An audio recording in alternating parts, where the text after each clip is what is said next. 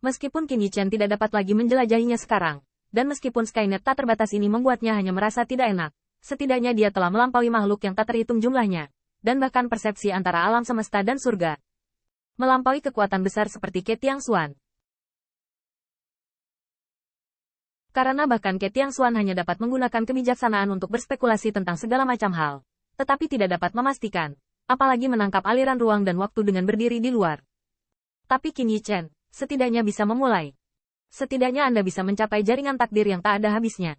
Jaring surga yang menutupi kehidupan semua ras. Tidak hanya itu, jika Qin Yichen menyebut semua ini takdir, maka aliran waktu yang ditarik oleh setiap orang juga berbeda.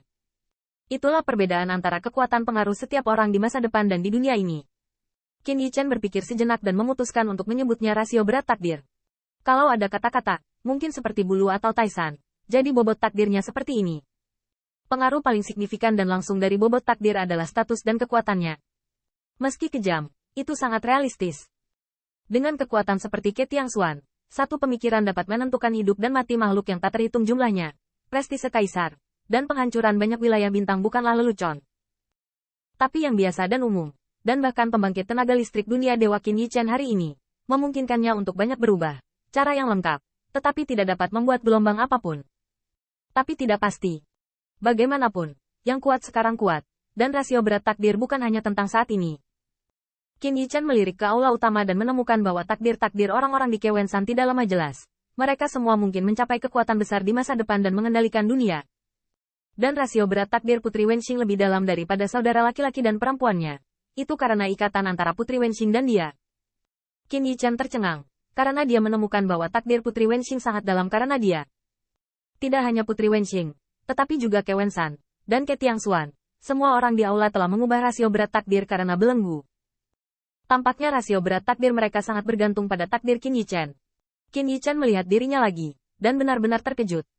Rasio berat dan takdir ini, sangat dalam yang tak terbayangkan. Bukan karena Qin Yichen membual, tetapi dia mengingat masa lalu dengan tatapannya saat ini.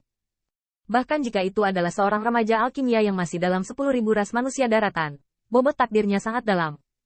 Tampaknya bocah alkimia itu ditakdirkan untuk berdiri di surga kaisar. Gundukan di jalan mungkin berbeda, tetapi dia sangat terkenal sehingga tampaknya akan dikutuk. Qin Yichen terdiam, meski terlalu banyak memuji dirinya sendiri, itu benar. Bahkan jika dia tidak menggunakan kebijaksanaan HI Universe Jue, tetapi hanya melihat masa lalunya sendiri, dia samar-samar menyadari ini. Dan akhir yang dilihat Qin Yichen adalah dia muncul di ruang alkimia keluarga Lin, melebur sepanci obat cair, dan Lin Yaohan memutar telinganya untuk disalahkan. Di mana kehidupan saya sebelumnya? Qin Yichen terkejut. Ini adalah rahasia terbesarnya.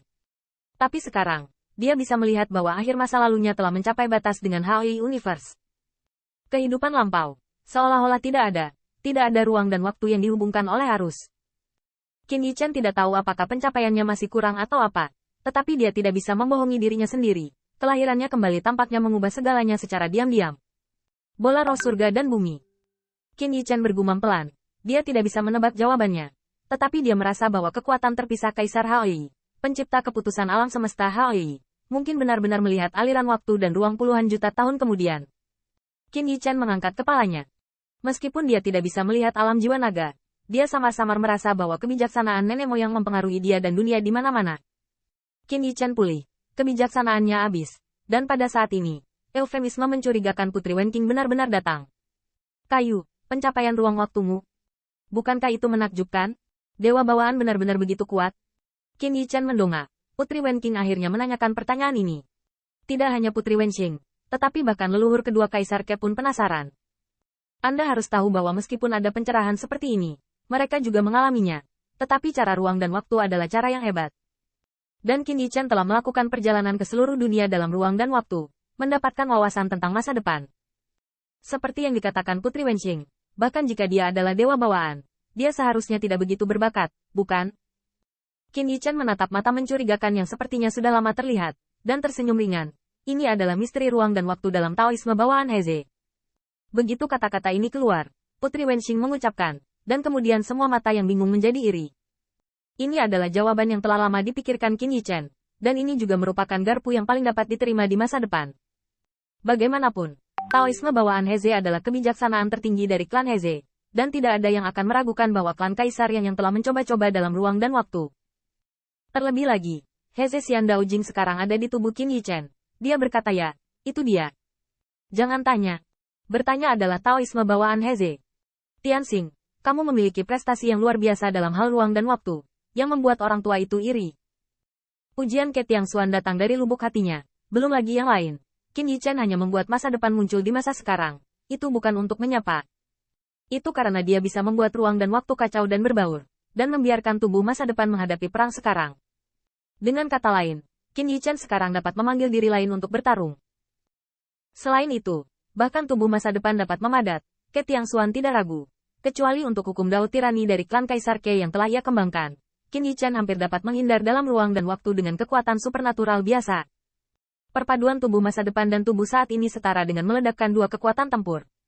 Begitu menakjubkan, tanda seru. Ke Wenjing kagum dengan kerumunan, dan dia sangat iri.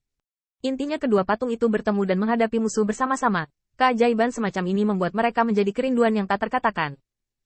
Faktanya memang demikian. Tetapi Qin Yichen awalnya ingin memadukan 3 lapisan waktu dan ruang, ditambah tubuhnya yang sekarang. Total 3 dari mereka muncul, dan kekuatan bertarung cukup untuk 3 kali lipat. Tetapi hasilnya jelas. Pencapaian waktu dan ruangnya saat ini masih kurang. Ruang dan waktu ketiga baru saja akan bergabung, hancur dan runtuh, membuatnya sulit untuk menanggungnya. Tapi kekuatan tirani dari kedua patung itu cukup membuat iri Ke Tiangxuan. Ini sepenuhnya mengandalkan dirinya sendiri untuk menjadi satu musuh dua. Selain itu, Qin Yichen tampaknya adalah Dao Zun. Tetapi dapatkah kekuatan tempurnya diukur oleh Dao Zun? Tiba-tiba, Ke Wenjing memikirkan sesuatu, penuh harapan. Karena saudara ipar dapat memanggil diri masa depan, saudara ipar. Lalu bisakah kamu memanggil masa depan yang lebih jauh? Dengan bakat kakak ipar dan status saat ini, Cheng Di tidak akan membicarakannya untuk saat ini. Pasti akan baik-baik saja untuk menjadi kaisar, kan? Kakak ipar yang akan menjadi kaisar akan menghabiskan waktu untuk membantu kakak ipar saat ini. Jadi lebih dari 2 kekuatan. Kakak ipar di dunia.